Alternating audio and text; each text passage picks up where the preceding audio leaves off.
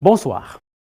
Le groupe Faubert Gabon, dont l'industriel camerounais Bernard Fokou est propriétaire, fait face depuis quelques jours à un scandale majeur qui secoue le secteur de l'agroalimentaire au Gabon. Les autorités locales qui ont fait irruption de manière inopinée en début de semaine dans ces magasins ont, selon ces images parvenues à notre rédaction, découvert de graves irrégularités dans la production et la distribution de ces produits. L'affaire qui fait des vagues a provoqué la colère du peuple gabonais pendant que les consommateurs exigent désormais une transparence totale et des garanties sur la qualité des produits mis sur le marché. Certaines voix s'élèvent pour dénoncer une cabale bien orchestrée par une entreprise concurrente visant à fragiliser l'empire Fokou établi au Gabon depuis des décennies. Le fait du jour vous raconte tout.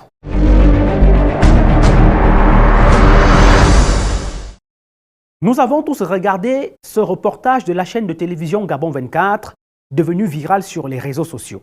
En substance, le reportage révèle que lors d'un contrôle inopiné dans les espaces des magasins d'exposition et de stockage de Fokou Gabon, en début de semaine, les agents de l'Agence nationale gabonaise de sécurité alimentaire et les services spéciaux pour la vente des produits avariés ont constaté que ce groupe spécialisé dans l'agroalimentaire vendait des produits avariés de mauvaise qualité et donc impropres à la consommation. Lors de la perquisition des magasins effectués, séance tenante, les autorités gabonaises déclarent avoir constaté non seulement la présence des produits avariés, mais aussi la falsification des étiquettes et emballages portant des dates de péremption des denrées alimentaires. Selon elle, l'entrepôt spécialisé pour le remballage de ces produits avariés a également été découvert. Des avaries qui sont reconditionnées à l'aide d'un appareil qui favorise l'étiquetage et le changement des dates. Pour faire simple, les autorités gabonaises ont découvert que Fokou Gabon vendait des produits périmés dans ses magasins. À l'aide d'un mécanisme mis en place, le groupe Fokou se chargeait de changer les dates de péremption et les étiquettes des produits pour les achalander dans ses rayons. D'après le procureur de la République adjoint d'Oyem, Kevin Mozogo, ces pratiques sont constitutives des délits de mise en danger de la vie d'autrui et de falsification des étiquettes et emballages portant des dates de péremption des denrées alimentaires. Ces infractions, selon la loi gabonaise, sont prévues et punies par les articles 249, alinéa 1 et 4 et 320, alinéa 4 du Code pénal. Comme conséquence directe de ces activités, 23 hauts responsables et agents de l'entreprise, dont plusieurs membres de la famille Fokou, y compris son fils, Fongang Loïc, ont été interpellés et gardés à vue avec en prime la fermeture de toutes les structures du groupe Fokou, dont les magasins, les entrepôts et les bureaux, en attendant les résultats de l'enquête ouverte qui est en cours.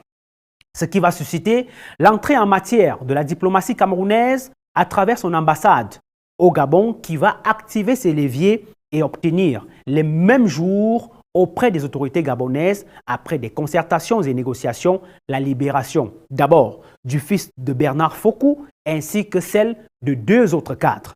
Les autres responsables, agents et cadres seront totalement libérés le lendemain.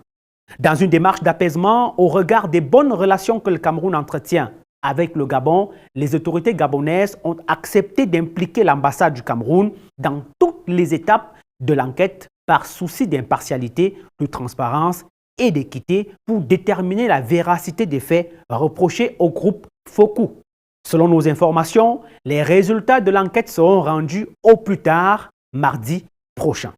Entre-temps, des voix s'élèvent autour de ce dossier pour dénoncer une cabale savamment orchestrée par une entreprise concurrente gabonaise pour jeter l'opprobre sur le groupe Fokou et le discréditer auprès des consommateurs gabonais. Certains observateurs ne comprennent pas comment une affaire de produits avariés aboutit aussi rapidement à la fermeture des magasins et arrestation des responsables. Car selon eux, la gestion des produits périmés dans les entrepôts est une pratique courante dans les grandes entreprises, même dans les pays occidentaux. Les produits périmés ne sont pas systématiquement détruits, mais parfois conservés pour des raisons comptables ou logistiques et ne sont pas nécessairement destinés à être mis en rayon selon ces observateurs. Le groupe Faubert Gabon, qui depuis 15 ans est leader dans le domaine agroalimentaire avec plus de 1700 employés, dont une grande majorité est gabonaise, peut-il, ça c'est la question, se risquer dans ce type de pratique à même de mettre la santé des consommateurs en danger? Il est important de rappeler que le groupe Fokou est l'un des plus grands employés du Gabon, juste derrière l'État gabonais et la société Olam. Même si depuis un certain moment, l'entreprise rencontre des difficultés managériales au Gabon comme au Cameroun, plusieurs entreprises du milliardaire, on se rappelle, semblent ne plus être en bonne santé depuis un certain moment. Récemment encore, l'on apprenait le licenciement de plusieurs employés pour des motifs économiques. Le papier avait fait le tour des réseaux sociaux. Mais les premiers signes de la mauvaise santé de certaines entreprises de Fokou se faisaient déjà voir depuis l'année 2021. En effet, en avril 2021, la police camerounaise avait dispersé des employés du groupe du milliardaire qui avaient organisé une manifestation afin d'exprimer leur colère pour plusieurs de leurs droits qu'ils revendiquaient et qui ne leur étaient plus payés. Ils avaient dénoncé par exemple l'absence d'assurance maladie, les primes, les mauvais salaires et surtout des conditions sauvages de travail et d'exploitation. Et pourtant, avant de confier les rênes de ces entreprises à sa famille, tout allait pourtant très bien. Comme la grande majorité des hommes d'affaires originaires de la région de l'Ouest Cameroun, Fokou Bernard commence sa carrière, il convient de le rappeler, comme commerçant. En 1980, il est propriétaire d'une célèbre boucherie dans la capitale camerounaise Yaoundé appelée Ben le Boucher. À cette époque, il devient le distributeur exclusif des vivres frais à l'université de Yaoundé, qui était l'unique université du Cameroun. En 1984, il se lance dans la quincaillerie. C'est la naissance des quincailleries Fokou. Malgré la crise économique qui secoue le pays dans les années 90, Bernard Fokou va continuer à monter en puissance et c'est en ce moment qu'il rachète les aciéries du Cameroun. Ces initiatives se multiplient au même moment que son empire grandit. Sans aucune exagération, M. Fokou est le champion du Cameroun de la diversification avec, dans son groupe, les entreprises de fabrication de distribution telles que Faubert, spécialisé dans les BTP, Sofamac, dans la plasturgie, Smalto, fabrication des peintures, Bocam, gestion des déchets, OAC, spécialisé dans le courtage, Sotrascam dans le transit, New Food dans l'agroalimentaire, SCTB dans la transformation du bois, Sofavin et Emif qui sont spécialisés dans les boissons et vins spiritueux.